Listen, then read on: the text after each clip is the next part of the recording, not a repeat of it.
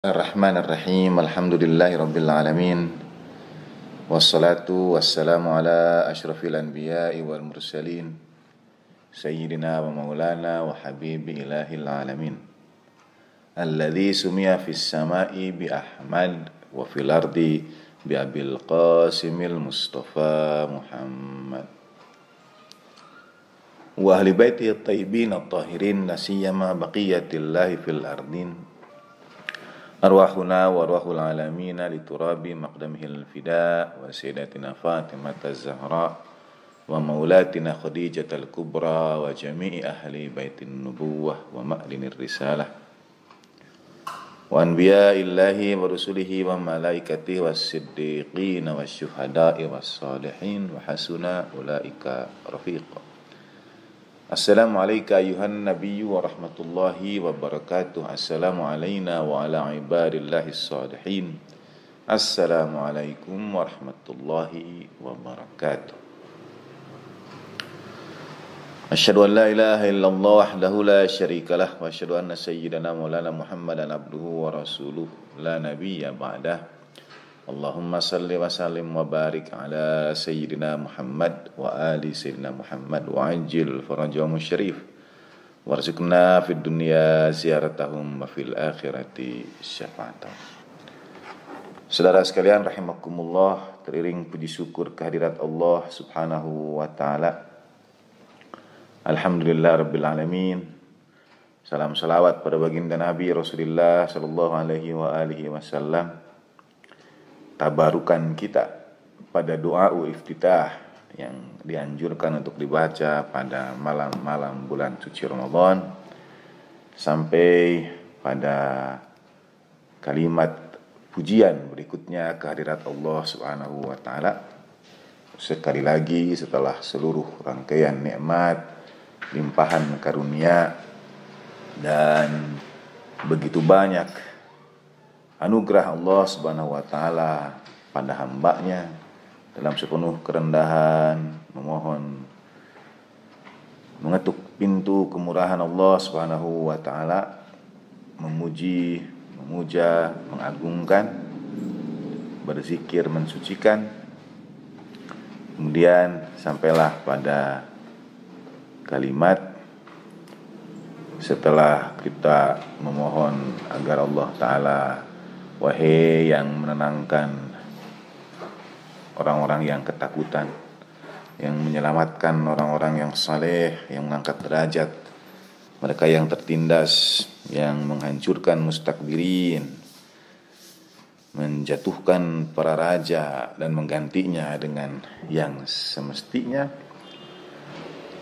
Walhamdulillahi qasimil jabbarin mubiril zalimin, yang hancurkan sekali lagi para penguasa yang zalim, mengakhiri kezaliman, mudrikil haribin, yang meraih para pelarian, yang menjadi tumpuan teriakan orang-orang yang menjerit karena berbagai keperluan, maudhi hajatit talibin mu'tamadil mu'minin, dan kepercayaan atau sandaran orang-orang yang beriman. Masuklah pada bagian Allahumma salli ala sayyidina Muhammad wa ala Muhammad. Alhamdulillahilladzi min khasyatihi tar'adus samaa'u wa sukkanuha. Segala puji bagi Allah Subhanahu wa taala yang dari karena takut kepadanya bergetar langit dan para penghuninya. Wa tarjuful ardu wa ummaruha, dan gemetaran juga, tar'ad, tarjuf, bumi dan yang memakmurkannya. Langit di sini Allah Subhanahu wa taala dalam doa iftitah ini digambarkan ada sukkanuha, ada para penghuni langit. Segala puji bagi Allah Subhanahu wa taala yang karena takut kepadanya merunduk, bergetar langit dan para penghuninya. Di satu sisi langit disebutkan sebagai makhluk, lalu di langit ini ada juga para penghuninya, sukkanuha, meliputi para makhluk, para malaikat yang Allah Ta'ala ciptakan. Wa tarjuful ardu wa ummaruha. Bergetar juga, ini sinonim. Mesti dicari padanan kata yang pas untuk itu. Bumi dan yang memakmurkannya. Kalau langit disebut dengan sukan, bumi disebut dengan ummar, mereka yang memakmurkannya. Ketika para malaikat bertanya kepada Allah Subhanahu wa taala dalam penciptaan Nabiullah Adam alaihissalam, A'udzubillahi minasyaitonir rajim, ataj'alu fiha ma yufsidu fiha wa yasfikud dima'a wa nahnu nusabbihu bihamdika wa nuqaddisu lak. Para malaikat merujuk kepada makhluk yang berbuat kerusakan di muka bumi. Apakah engkau akan ciptakan di atasnya makhluk yang berbuat kerusakan dan menumpahkan darah? Di sini kalimat dalam doa iftitah menunjukkan bahwa yang bergetar kepada Allah Subhanahu wa taala itu pertama para penghuni langit, karena mereka berada di langit dan mengetahui kebesaran keagungan Allah Subhanahu wa taala. Lalu yang kedua, para penghuni bumi, tapi yang bergetar karena ketakutan kepada Allah Ta'ala. Para penghuni bumi itu adalah mereka yang memakmurkannya. Mereka yang menghidupkan bumi sesuai dengan yang semestinya, yang tidak berbuat kerusakan, yang dalam ayat Al-Quran, sesungguhnya yang takut kepada Allah Ta'ala dari hamba-hambanya itu adalah mereka yang mengetahui, orang yang berilmu, para ulama. Innama yakhsyallaha min ibadihi ulama. Sesungguhnya yang takut kepada Allah Ta'ala di antara hamba-hambanya adalah mereka yang tahu, yang punya ilmu. Yang takut kepada Allah Ta'ala di antara para penghuni bumi adalah ummaruha, mereka yang memakmurkannya. Jadi mereka yang menjalani hidup di muka bumi sebagaimana yang semestinya. Kata tarjufu itu berarti taharroka atau wattoroba bisiddah. Sama seperti tara'adu, jadi gemetaran yang sangat kuat. Segala puji bagi Allah yang karena takut kepadanya bergetar langit dan penghuninya. Dan tarjufu, kita mesti cari kata bergetar yang sangat kuat, ya. Dan tergoncang bumi dan mereka yang memakmurkannya.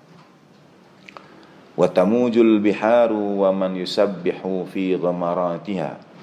Dan bergelombang lautan, ya. Bergelombang sebagaimana mungkin wadah air yang digoyangkan, maka air itu akan membentuk ombak bergelombang-gelombang. Dalam lanjutan doa iftitah, pujian pada Allah Ta'ala ini merujuk di atas semua sebelum-sebelumnya adalah pujian atas nikmat, atas karunia, atas pengampunan, pemakluman, penghapusan, dan banyak karunia lainnya. Kali ini pujian kepada Allah Ta'ala yang seakan-akan terkesan menunjukkan kekuasaan Allah Subhanahu wa taala yang membuat makhluk itu bergetar. Mereka ketakutan, tergoncang. Ya, bumi berguncang dengan hebat dan samudra, lautan juga bergelombang dengan amukan ombak. Wa man yusabbihu fi ghamaratiha, dan semua yang bertasbih, jadi dalam kepungan gelombang ombak itu. Untuk diterjemahkan secara khusus mesti dicarikan kata-kata yang khusus pula yang memenuhi haknya. Tetapi secara singkat, pujian pada Allah Ta'ala yang meliputi langit dan penghuninya, bumi dan yang memakmurkannya, atau daratan dan yang memakmurkannya, gelombang samudra dan segala yang bertasbih di dalamnya. Doa iftitah merujuk kepada kuasa Allah Ta'ala atas alam semesta, atas segala sesuatu nikmat yang kita sebut keindahan alam, baik itu meliputi langit, daratan, bumi dan lautan, yang sesungguhnya semua ada dalam kuasa Allah Subhanahu wa taala, yang satu saat kapanpun para penghuninya dengan penuh gemetar akan sami'na wa ta'na pada ketentuan Allah Subhanahu wa taala. Dengan kata lain, seluruh keindahan alam yang kita lihat, nikmat karunia keindahan alam, orang bepergian, refreshing, mengambil waktu libur dan lain sebagainya, lalu berangkat ke alam, menginap di alam, naik ke puncak gunung, hadir ke tepian samudra dan lautan, mengembara di berbagai aneka keindahannya. Itu kita syukuri, kita sampaikan pujian alhamdulillah. Tapi pada saat yang sama kita akui juga bahwa seluruh keindahan itu dalam hitungan sekejap mata saja dapat menampakkan kuasa Allah Subhanahu wa taala.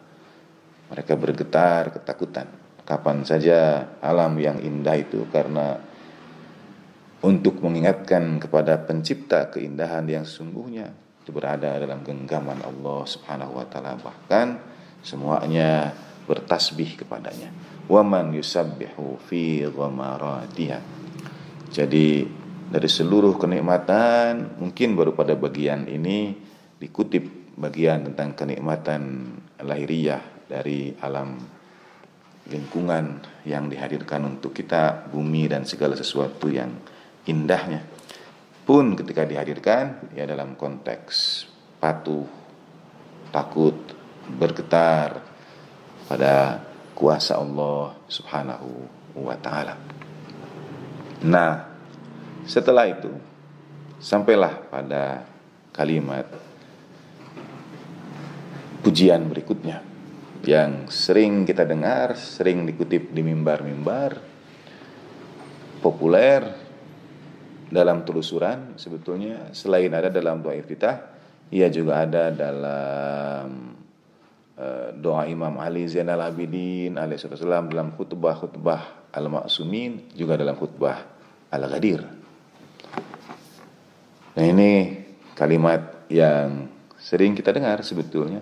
Sekali lagi banyak dikutip dalam doa-doa Al-Ma'sumin alaihissalatu wassalam, dan ada dalam khutbah termasuk dalam khutbah Al-Ghadir, yaitu alhamdulillahilladzi hadana lihada wa ma kunna linahtadiya laula an hadanallah.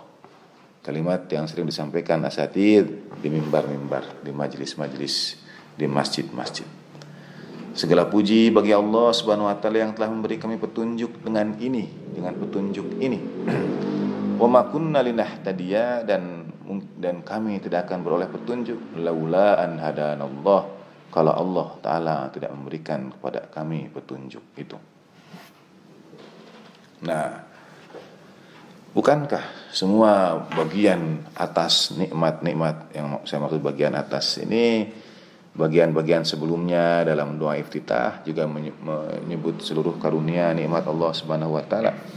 Dan pada bagian paling akhir, yaitu kalau dibagi doa iftitah itu menjadi bagian pertama bagian pujian, bagian kedua bagian sholawatan. Kita akan memasuki bagian sholawatan, bagian setelah Allah Subhanahu wa taala, kemudian kita menyampaikan salam kepada baginda Nabi Rasulullah sallallahu alaihi wasallam. Jembatan antara pujian pada Allah taala dan sholawat pada baginda Nabi adalah kalimat ini, alhamdulillahilladzi hadana lihada. Segala puji bagi Allah Subhanahu wa taala yang telah memberi kami petunjuk dengan ini. Lihadanya itu tidak secara khusus disebutkan. Dan kalau dalam khutbah-khutbah juga disampaikan alhamdulillahilladzi hadana lihada, apa yang dimaksudkan dengan hada ini? Segala puji bagi Allah taala yang telah memberi kami petunjuk pada ini. Lihada wa ma kunna linahtadiya, dan kami tidak mungkin beroleh petunjuk kalau Allah taala tidak karuniakan petunjuk itu pada kami. Dalam doa Abu Hamzah As-Sumali juga ada ya, munajat Imam Ali Zainal Abidin alaihissalatu wassalam, kalimat yang menunjukkan makna alhamdulillahilladzi hadana lihada. Nah, tentu petunjuk bisa ditafsirkan secara umum. Bahkan dimaknai kalau kita beroleh nikmat ini itu karena Allah Ta'ala. Misalnya kita kumpul majlis Jumatan, alhamdulillahilladzi hadana li hadza, itu artinya segala puji bagi Allah yang telah memberikan kami petunjuk sehingga kita bisa hadir Jumatan sekarang ini. Bisa dimaknai demikian, atau bisa dimaknai secara keseluruhan sebagai syukur atas nikmat iman dan Islam itu sendiri yang dimaksud dengan hidayah. Karena hidayah ini milik Allah. Allah Ta'ala karuniakan pada siapapun yang Dia kehendaki, dan kemudian kita dipilih dalam tanda petik beroleh hidayah ini. Hadanya bisa bermakna banyak.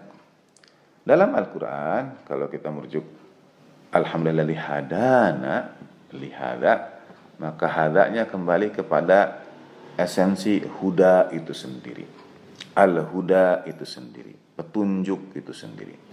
Petunjuk dalam Al-Quran, huda, ada yang menggunakan bentuk nakirah dan ada yang menggunakan bentuk alif lam ma'rifah. Jadi ada yang hudan begitu dengan tanwin, misalnya tentang turunnya ayat suci Al-Quran di bulan suci Ramadan. A'udzubillahi minasyaitonirrajim. Syahrul Ramadan alladzi unzila fihi al-Qur'an hudan lin-nasi wa bayyinatin minal huda wal furqan. Bulan suci Ramadan, syahr Ramadan alladzi unzila fihi al-Qur'an, bulan yang di dalamnya diturunkan Al-Qur'an, surah Al-Baqarah 180. Hudan linnas, petunjuk bagi manusia.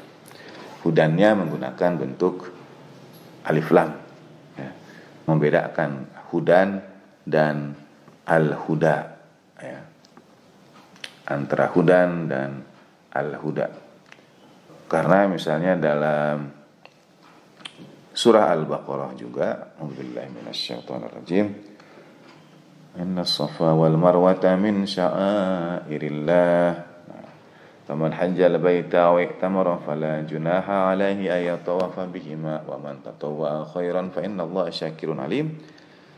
Satu ayat dalam rangkaian ayat-ayat dari surah Al-Baqarah. Kalau kita baca mulai ayat 153 sampai akhir halaman, sampai halaman berikutnya, seakan-akan diselipkan satu ayat tentang manasik haji. Innas safa wal marwata min sya'airillah. Saya bacakan untuk melihat bagaimana Allah Ta'ala hadirkan ayat tentang haji di tengah ayat-ayat yang mengisahkan tentang yang lainnya. Mulai dari 154 Al-Baqarah. A'udzubillahi minasyaitonirrajim 153, ya. Ya ayyuhalladzina amanu ista'inu bis-sabri was-shalah innallaha ma'as-sabirin. Wahai orang yang beriman, minta tolonglah dengan sabar dan salat, sesungguhnya Allah Ta'ala bersama orang-orang yang sabar. Wala taqulu liman yuqtalu fi sabilillahi amwat. Jangan katakan orang yang terbunuh di jalan Allah Ta'ala itu mati. Bal ahya'un walakin la tash'urun, melainkan mereka hidup tapi kalian tidak menyadarinya. Wala nabluwannakum bi syai'in minal khaufi wal ju'i wa naqsin minal amwali wal anfusi wath thamarat. Dan kami akan uji kalian dengan sedikit dari rasa takut, lapar, kurang harta pada jiwa dan buah-buahan. Maka sampaikanlah, wabasyiris sabirin, sampaikanlah kabar gembira kepada orang-orang yang sabar.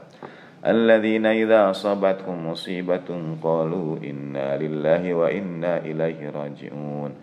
Itu orang-orang yang kalau menimpa mereka musibah, mereka berkata inna lillahi wa inna ilaihi raji'un. Ulaika alaihim salawatum min rabbihim wa rahmah. Mereka lah yang beroleh salawat dari Tuhan mereka dan rahmat. Wa ulaika humul muhtadun. Dan mereka lah yang beroleh petunjuk. Kata huda di sini sudah mulai digunakan.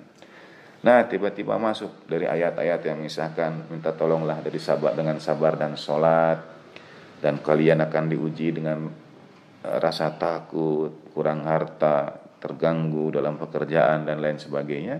Sampaikan kabar gembira pada orang-orang yang sabar. Lalu masuk ayat ini.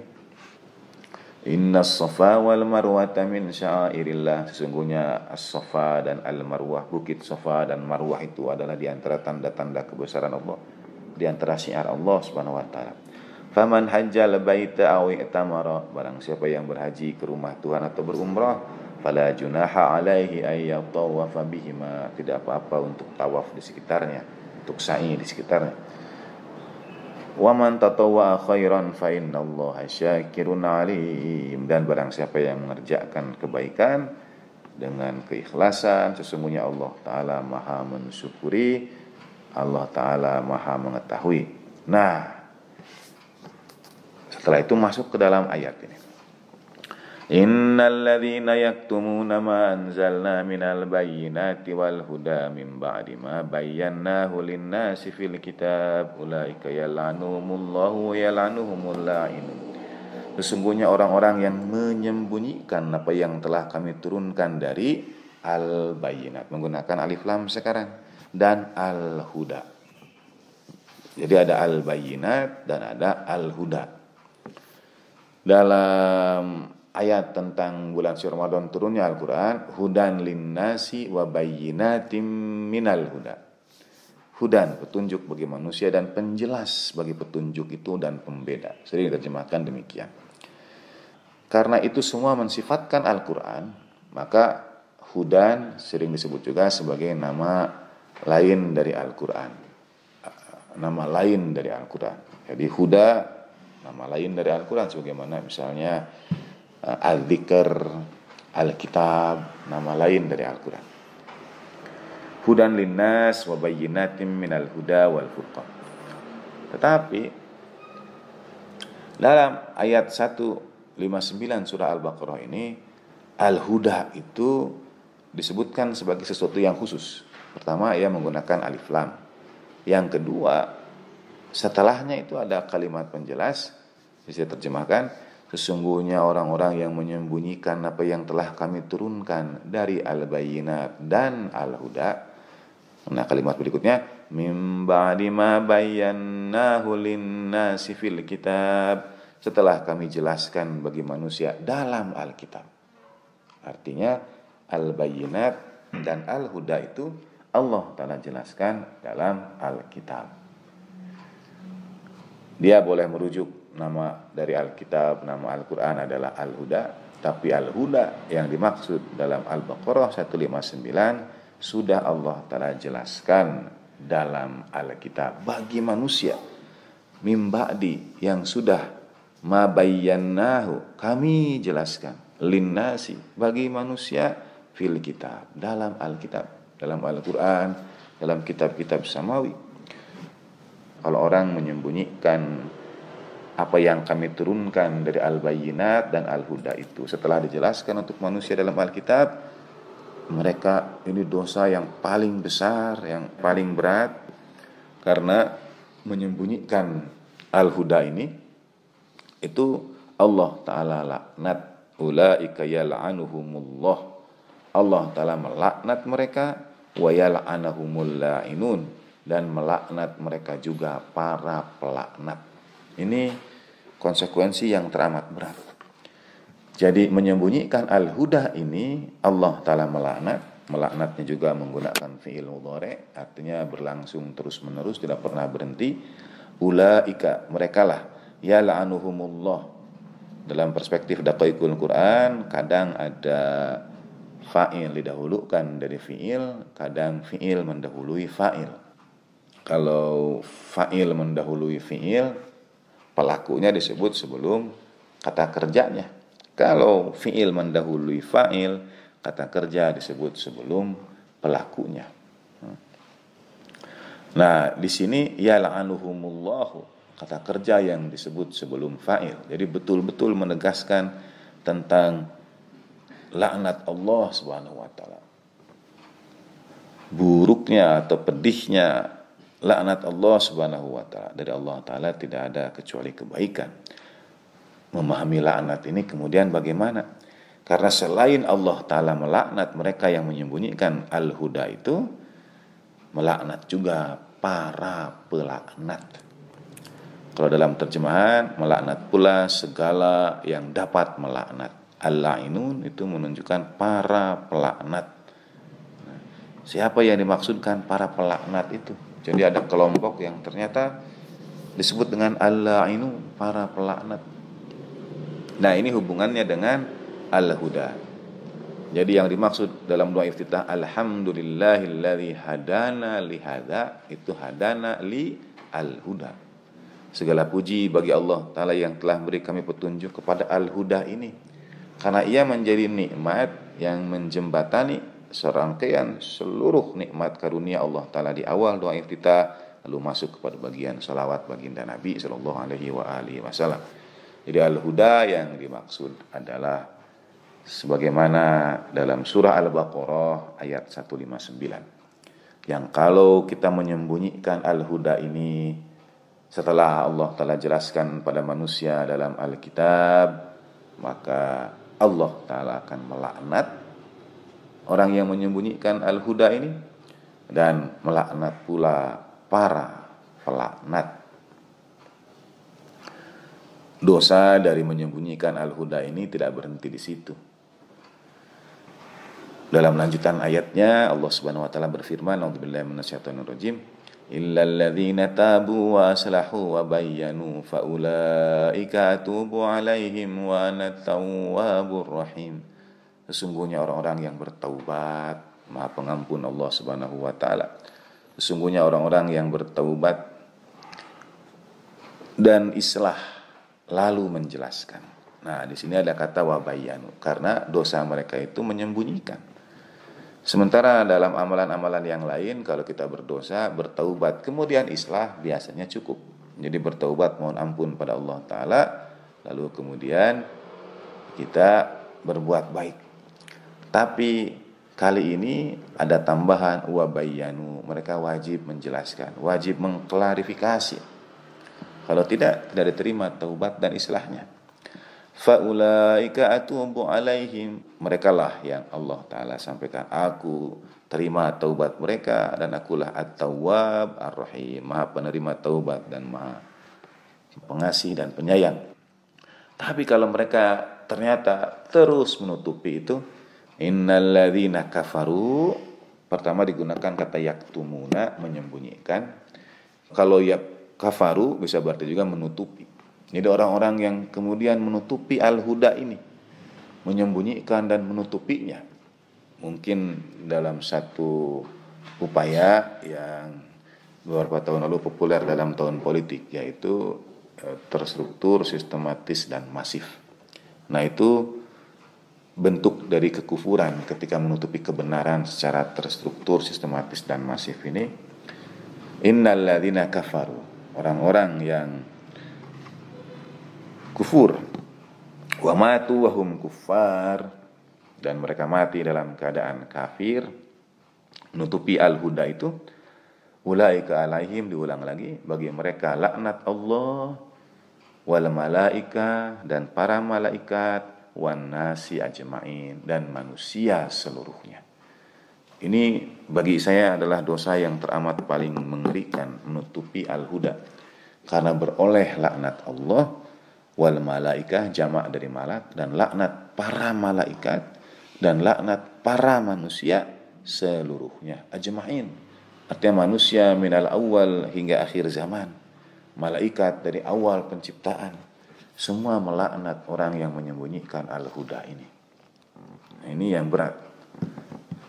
Sudah ada laknat yang tidak berkesudahan dengan menggunakan fi'il mudhari pada kata ulaika yal'anuhumullah, lalu laknat para pelaknat, sekarang ditambah lagi laknat Allah diulang, dan laknat para malaikat serta manusia ajmain seluruhnya. Kita kira masih sudah selesai, ternyata tidak, masih lagi ada bagian dari siksa kepada orang yang menutupi al-huda ini. Khalidina fiha, mereka kekal di dalamnya.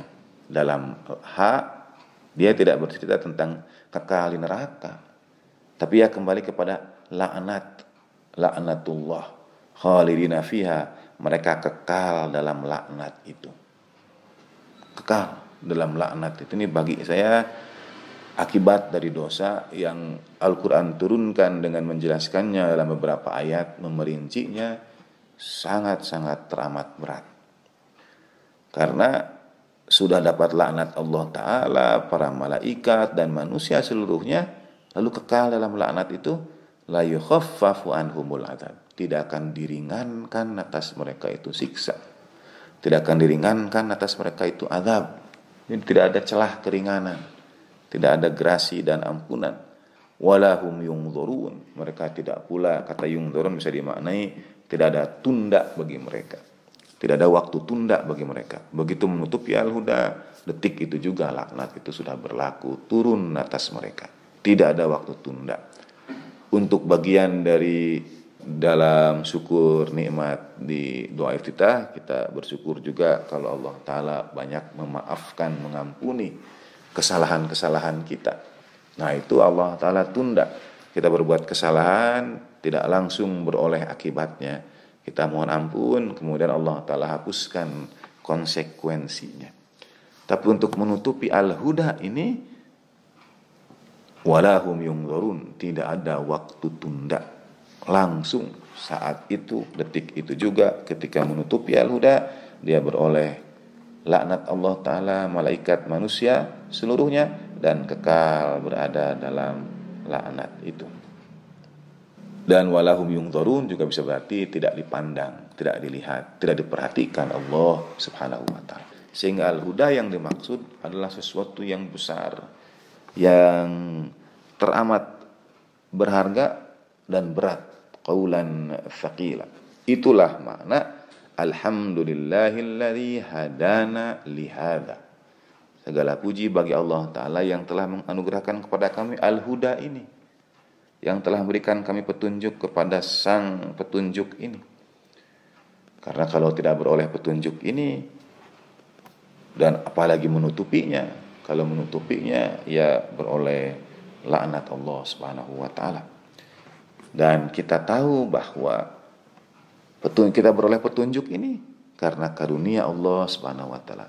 Laula an hadanallah wa ma kunna linahtadiya laula an hadanallah. Karena petunjuk Allah Subhanahu wa Ta'ala. Dalam mazhab Ahlul Bait alaihi wasallam, sekali lagi syukur atas al-huda ini menjadi sesuatu yang teramat menunjukkan karunia Allah Ta'ala yang sangat agung, sangat besar. Disampaikan dalam khutbah Al-Ghadir, disampaikan dalam munajat a'immah alaihi wassalatu wassalam.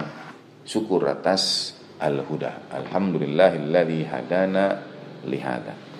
Nah, di antara yang dimaksudkan dengan al-huda itu penafsirannya adalah nikmat wilayah a'immah, wilayah Amirul Mukminin alaihim afdalut tahiyati wa taslim. Jadi al-huda yang dimaksud adalah wilayah Amirul Mukminin alaihi salatu wassalam. Kalau ingin memberikan pemaknaan, mengapa tiba-tiba dalam rangkaian ayat tentang kesabaran, tentang menutup al-huda, lalu ada inna safa wal marwah, untuk mengingatkan tentang peristiwa yang terjadi pada waktu haji. Waktu haji wada Rasulullah sallallahu alaihi wasallam. Karena ada ayat-ayat sebelumnya tentang haji dan quote-unquote mungkin tentu barangkali misalnya inna safa, kalau kita tidak merenungkan rahasia penempatan ayat-ayat Al-Quran itu, ya mestinya inna safa wal marwah ditempatkan pada ayat-ayat tentang haji. Selesai tahapan manasik, ketika mengisahkan misalnya selesai dari Arafah, maka tawaf ifadah dalam ayat-ayat di surah Al-Baqarah juga. Tapi inna safa wal marwah dikhususkan di dalam rangkaian ayat yang mengisahkan tentang kesabaran. Yang dalam kesabaran ini ya, ada orang yang terbunuh di jalan Allah Subhanahu wa Ta'ala. Jangan kau kira mereka mati, mereka hidup, tapi kalian tidak menyadarinya. Lalu ujian kesabaran dari walanabluwannakum bisyai'im minal khauf, dari rasa takut, rasa lapar, diganggu, pekerjaan, harta, ya, buah-buahan, kebun maksudnya, apa yang kita usahakan dan sebagainya. Dan sampaikanlah kabar gembira kepada orang-orang yang sabar.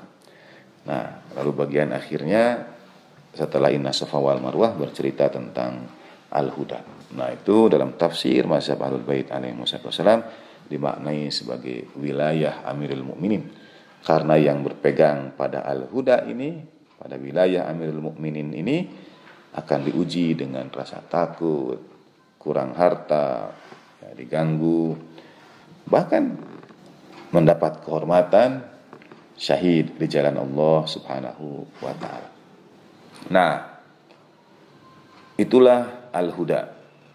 Dalam tafsir mazhab Ahlul Bait alaihissalam juga, Sayyidina Ali bin Abi Thalib karramallahu wajhah menempati posisi ketika baginda Nabi sallallahu alaihi wasallam, innama anta munzir wa likulli qaumin had, wa likulli qaumin had. Sesungguhnya engkau ya Rasulullah sallallahu alaihi wasallam adalah pemberi peringatan, dan bagi setiap kaum ada pemberi petunjuknya, ada hadinnya. Izin saya hadirkan ayat Al-Qur'annya. A'udzubillahi minasyaitonirrajim. Surah Ar-Ra'd, surah Ar-Ra'du, surat ke-13 ayat ke-7. Innama anta munzir wa yaqulul ladzina kafaru laula unzila alaihi ayatun min rabbih. Orang-orang yang kafir itu berkata, mengapa tidak diturunkan ayat dari Tuhan, tanda kebesaran dari Tuhan. Sesungguhnya engkau ya Rasulullah sallallahu alaihi wasallam adalah munzir, adalah pembawa peringatan. Walikulli qaumin had, dan bagi setiap kaum ada pembawa petunjuknya, ada hadnya. Had artinya yang membawa al-huda. Had adalah isim fa'il untuk kata benda al-huda. Dan dalam tafsir baginda Nabi munzir, Sayyidina Ali bin Abi Thalib karramallahu wajhah adalah had, adalah sang pembawa petunjuk, sang pembawa al-huda. Dalam doa Abu Hamzah As-Sumali kemudian dirinci, sering juga menjadi bacaan dalam doa kunut ketika sholat dalam mazhab Ahlul Bait alaihi wassalatu wassalam, beroleh al-huda ini, yaitu bika raftuka wa anta dalaltani alaik. Kan dalam penggalan doa iftitah tadi, wa ma kunna linahtadiya laula an hadanallah. Kami tidak akan beroleh petunjuk kalau Allah taala tidak memberikan petunjuknya pada kami. Bika araftuka, dalam doa Abu Hamzah, bika araftuka, aku atau kami mengenalmu ya Allah denganmu, karenamu. Wa anta dalaltani alaik, engkau juga yang menuntunku untuk itu. Wa da'autani ilaik, menyeru kami kepadanya, kepada pengenalan Allah Ta'ala, pada ma'rifat Allah Ta'ala. Walaula anta lam adri ma anta, kalau tidak karena engkau kami tidak akan tahu apa, bagaimana, siapa engkau. Ini bagian dari kalimat ma'rifatullah. Bika araftuka wa anta dalaltani, karenamu jua ya Allah kami bermakrifat atasmu, kami mengetahuimu, dan engkau yang berikan petunjuk pada kami untuk itu. Engkau yang tuntun aku untuk itu, engkau seru aku kepadanya. Tanpamu aku tidak tahu apa engkau. Walaula anta lam adri ma anta. Dalam doa kunut kalimatnya, Allahumma arifni nafsak fa innaka illam tu'arifni nafsak lam a'rif nabiyya. Allahumma ya Allah, karuniakan kepadaku ma'rifat tentangmu, karena kalau aku tidak mengetahui, kalau aku tidak memiliki ma'rifat tentangmu, aku tidak akan mengenal nabimu. Ya Allah, karuniakan kepadaku ma'rifat nabimu, karena kalau aku tidak mempunyai ma'rifat nabimu, aku tidak akan mengenal hujjahmu. Ya Allah, karuniakan kepadaku ma'rifat hujjahmu, karena kalau aku tidak mengenal hujjahmu, aku tersesat dari jalanmu. Allahumma arifni nafsak fa innaka illam tu'arifni nafsak lam a'rif nabiyyak. Allahumma arifni nabiyyak fa innaka illam tu'arifni nabiyyak lam a'rif hujjatak.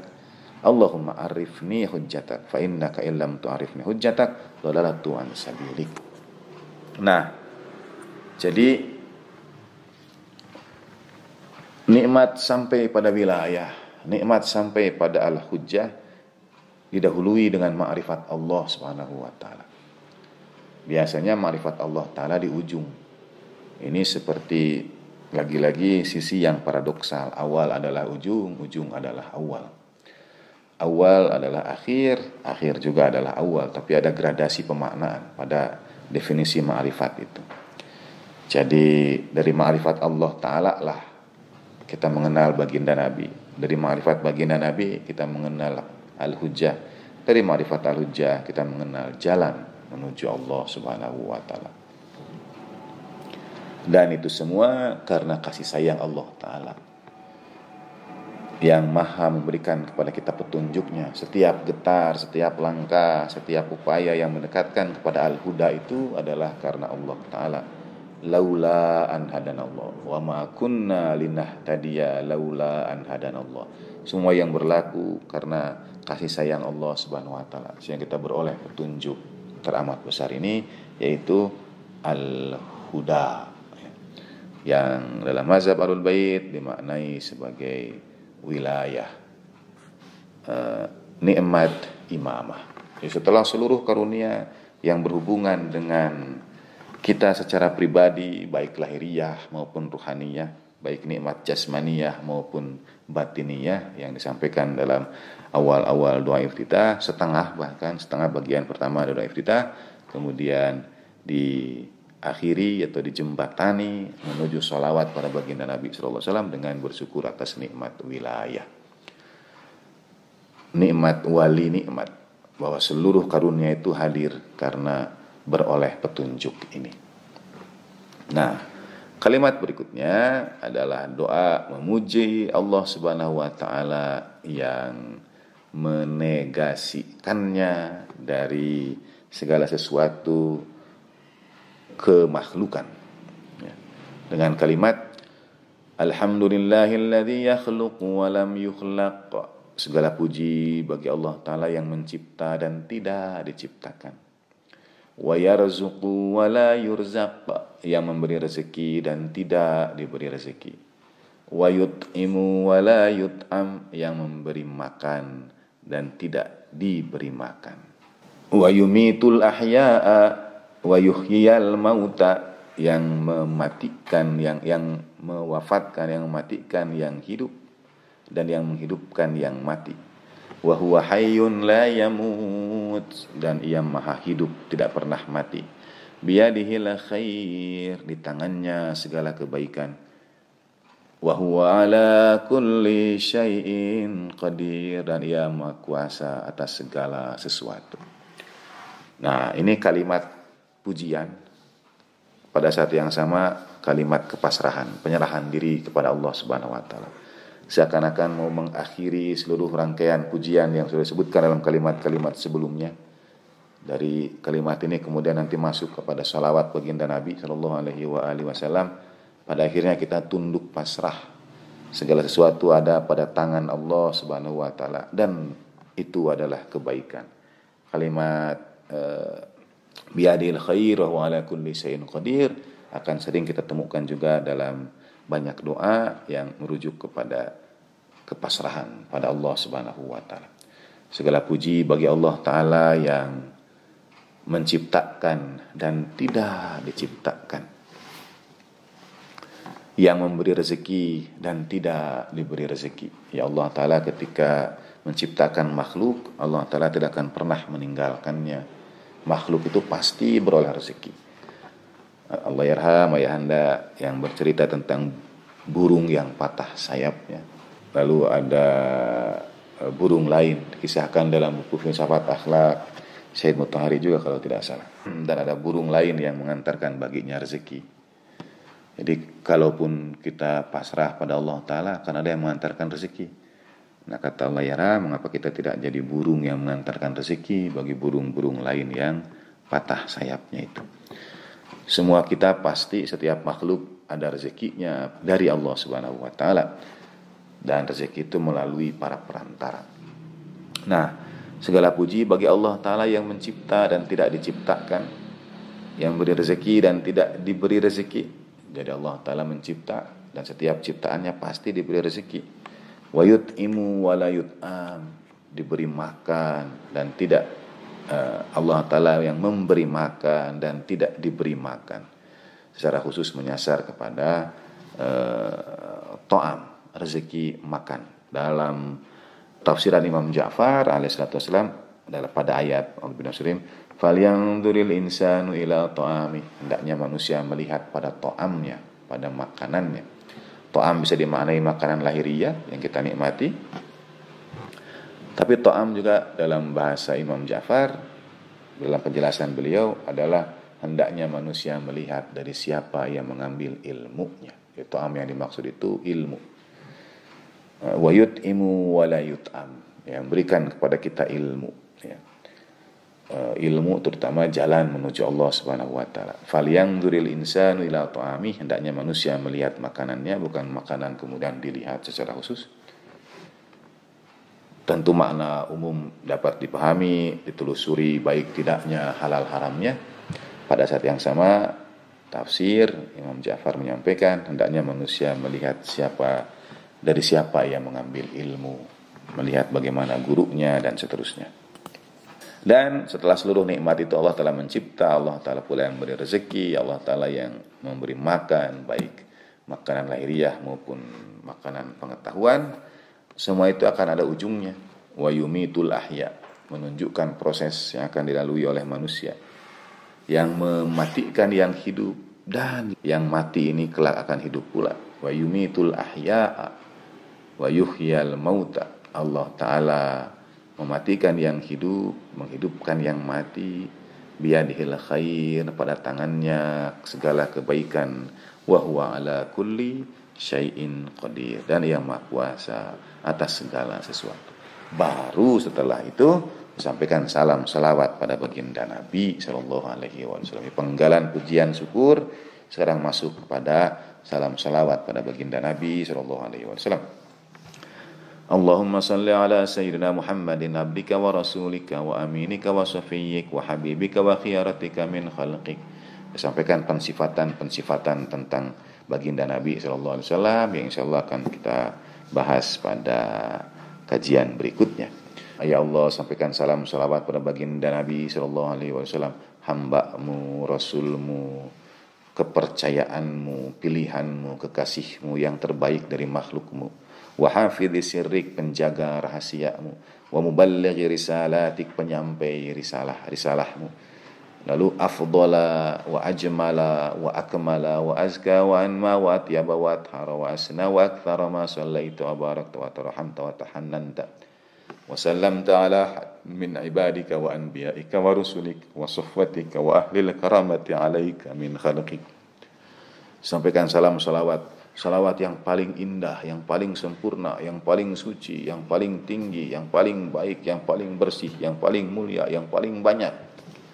Dari salawat, dari yang engkau sampaikan salawat, engkau sampaikan keberkahan, engkau sampaikan rahmah, engkau sampaikan kemuliaan, dan engkau sampaikan salam pada seorang pun di antara hamba-hambamu, di antara nabi-nabimu, di antara rasul-rasulmu, di antara pilihan-pilihanmu, di antara mereka yang beroleh kemuliaan darimu, dari makhluk-makhlukmu. Nah, itu salam salawat pada baginda Nabi sallallahu alaihi wasallam.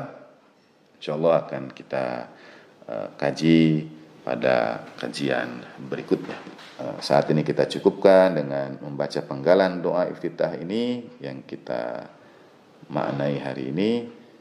Mohon berkenan untuk mendahului dengan mengantarkan umbul kita bagi wajibatil huquqi alaina, keberkahan majlis, insyaallah segala sesuatu yang menyertainya, hadiyatan pada baginda Nabi sallallahu alaihi wasallam, ziyadatan fi salafin Nabi Mustafa Rasulullah sallallahu alaihi wasallam wa ali baiti thayyibin at-tahirin la siyama baqiyatil fil ardin arwahuna wa rahul alamin li turabi maqdamin fida wasilatina Fatimah az-Zahra wa maulatina Khadijatul Kubra wa jami' ahli baitin nubuwah wa ma'dini risalah wa anbiya'illahi wa rusulihi wa malaikati was siddiqin wasyuhada was salihin wa hasuna ulaika rafiqa.